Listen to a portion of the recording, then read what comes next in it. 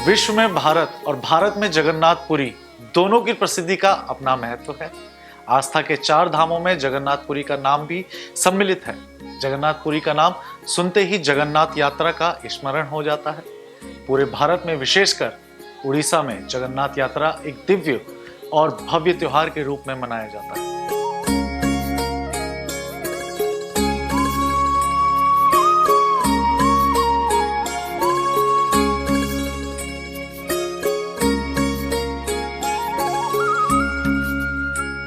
जगन्नाथपुरी की यात्रा एक त्योहार के रूप में कब और कैसे प्रचलित हो गई, इसकी जानकारी से पहले जगन्नाथपुरी के इतिहास को जानना आवश्यक है।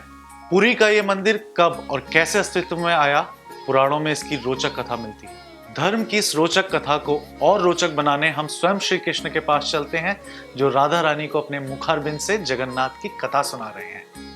राधा रानी, मैं आपको भगवान जगन्नाथ की कथा सुनाने जा रहा हूँ। मैं भी इस दिव्य कथा का रसपान करने के लिए उत्सुक हूँ। भगवान जगन्नाथ तो आपका ही अवतार है ना? हाँ राधे, ये मेरा ही अवतार है, अर्थात ये मेरी ही लीला है। तो इस लीला को विस्तार से बताइए ना। राजा इंद्रधुम्न मेरे परम भक्त थे। वे मुझे अपना आराध्य मानकर मेरी पूजा किया करते थे। मैं भी उनकी इस श्रद्धा से प्रसन्न था। राजा इंद्रधुम्न के मन में मेरे दिव्य दर्शनों की इच्छा प्रबल होती जा रही थी। इसी इच्छा का मान रखते हुए मैंने सपने में उन्हें दर्शन दिए। मेरे दर्शनों से राजा का भक्ति पक्ष और प्रबल हो गया। वो मेरे रूप को अपने मन मंदिर में स्थापित करना चाहते थे। भक्त की इच्छा को पूर्ण करते हुए मैंने राजा इंद्रधुम्न को आदेश दिया कि पुरी नगर के समुद्र किनारे एक पेड़ लगा है जो वर्षों पुराना है। तुम उस पेड़ की लकड़ी से श्री कृष्ण अर्थात मेरी मूर्ति बनवाओ और उसे मंदिर में स्थापित कर दो। फिर क्या हुआ मोहन? राजा इंद्रधुम्न स्वप्न से बाहर आए तो स्वप्न को साकार करने में लग गए। भगवान का विग्रह बनाने के लिए मूर्तिकार अर्थात बढ़ई की खोज आरंभ हुई। अनेकों जतन के बाद एक रहस्यमय बूढ़ा ब्राह्मण जो मूर्तिकार था राजा के पास आया और प्रभु की मूर्ति बनाने के लिए तैयार हो गया, परंतु इस कार्य के लिए उसने एक शर्त रखी। वो शर्त क्या थी? ब्राह्मण ने कहा कि वो अपनी भावना और कला के अनुसार भगवान की सुंदर मूर्ति बना देगा, परंतु ये कार्य वो एकांत में बंद कक्ष के अंदर करेगा। जब तक विग्रह पूरा ना हो उस कक्ष के अंदर किसी और को आने जाने और कुछ जानने की उत्सुकता और इच्छा नहीं होगी। यदि कोई ऐसी दृष्टता करेगा तो मैं रुष्ट होकर चला जाऊंगा। तो क्या राजा इंद्रधुम्न ने ब्राह्मण की शर्त स्वीकार कर ली? हाँ राधे, राजा ने ब्राह्मण की बात को शिरोधार्य कर लिया और मूर्ति का कार्य आरंभ हो गया। ब्राह्मण मूर्तिकार ने स्वप्न के अनुसार पुरी के समुद्र तट पर जाकर उस पेड़ की लकड़ी इकट्ठा कर अपने कक्ष में ले आया और चेतावनी के साथ कक्ष का दरवाजा बंद कर दिया। राजा इंद्रधुम्न के राज्य में इस दिव्य घटना की चर्चा होने लगी। समय के साथ राजा की श्रद्धा बढ़ने लगी और ये श्रद्धा उसे व्याकुल भी करने लगी। इस व्याकुलता को हम इस छोटे से विराम के बाद आपसे वापस चर्चा करेंगे। राजा बार बार उस कक्ष की तरफ जाता जहां भगवान की मूर्ति बन रही है, परंतु कक्ष का द्वार बंद पाकर निराश होकर लौट आता। ऐसा करते हुए एक सप्ताह बीत गया, लेकिन कक्ष का द्वार नहीं खुला। राजा अपनी उत्सुकता के अधीन होकर विवश हो जाता है। राजा का मन अब शंकाओं से भर जाता है। वो भयभीत होकर सोचने लगता है कि इस कक्ष में मूर्ति बनाने की कोई आहट, कोई आवाज नहीं आ रही है।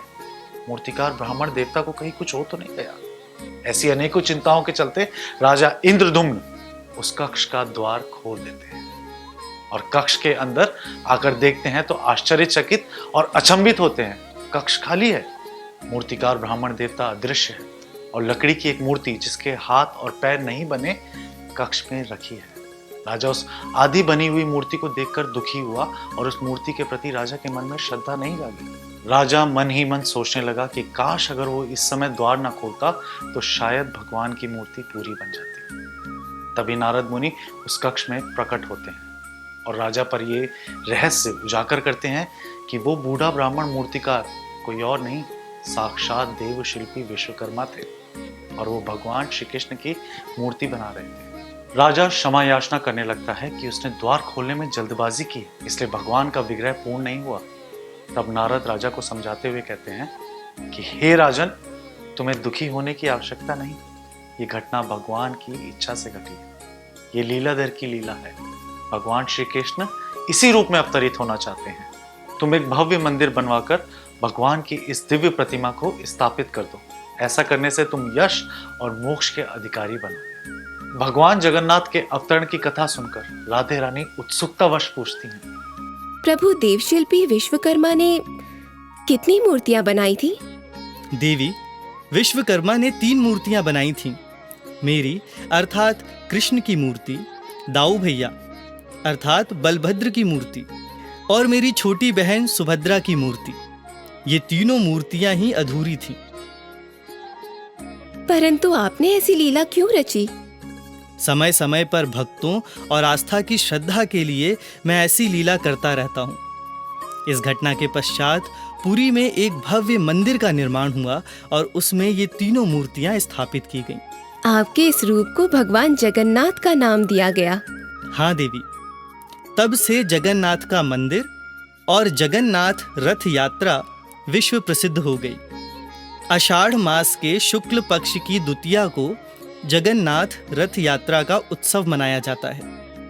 विश्व भर के लोग इस आस्था के महाकुंभ में सम्मिलित होते हैं। इस रथ यात्रा में 3 रथ होते हैं। पहला रथ जिसमें बलभद्र जी विराजमान होते हैं, दूसरा रथ सुभद्रा का होता है और तीसरे रथ की शोभा भगवान जगन्नाथ बढ़ाते हैं। रथ यात्रा जगन्नाथ मंदिर से आरंभ होकर गुंडीचा मंदिर में संपन्न होती है। गुंडीचा मंदिर भगवान जगन्नाथ की मौसी का घर है ना? हाँ देवी, गुंडीचा मंदिर वही दिव्य घर है जहाँ विश्वकर्मा ने तीनों प्रतिमाओं का निर्माण किया था। पुराणों में जगन्नाथ धाम को धरती का वैकुंठ कहा जाता है। आप धन्य हैं प्रभु, आपकी लीला भी धन्य है। जगन्नाथ रथ यात्रा का महापर्व 9 दिन तक चलता है। श्री जगन्नाथ जब भक्तों के बीच होते हैं तो भक्ति अपने चरम पर होती है। उनके दर्शनों के लिए लाखों लोग जगन्नाथपुरी पहुंचते हैं। भगवान जगन्नाथ आषाढ़ शुक्ल द्वितीया से दशमी तक भक्तों के बीच होते हैं। इस समय उनकी पूजा और अर्चना विशेष फलदायी होती है। ऐसी मान्यता है कि भगवान का रथ खींचने वाले और इस यात्रा में शामिल होने वाले सभी भक्तों को मोक्ष मिलता है। भगवान जगन्नाथ की तरह उनके मंदिर से भी रोचक कथाएं जुड़ी हैं। इसे कलयुग का चमत्कारी मंदिर कहा जाए तो अतिशयोक्ति नहीं होगा। सब मंदिरों के शिखर पर ध्वज लहराता है, परंतु भगवान जगन्नाथ के मंदिर के शिखर पर लगा ध्वज हवा के विपरीत दिशा में लहराता है। इस मंदिर के शिखर पर लगा ध्वज प्रतिदिन बदला जाता है। ऐसी मान्यता है कि यदि ध्वज बदलने में 1 दिन की भी देरी हो गई तो ये मंदिर 18 सालों के लिए बंद हो जाएगा। एक छोटा सा विराम लेते हैं, वापस लौटेंगे इस जगन्नाथ यात्रा में। मंदिर के शिखर पर एक सुदर्शन चक्र भी लगा है।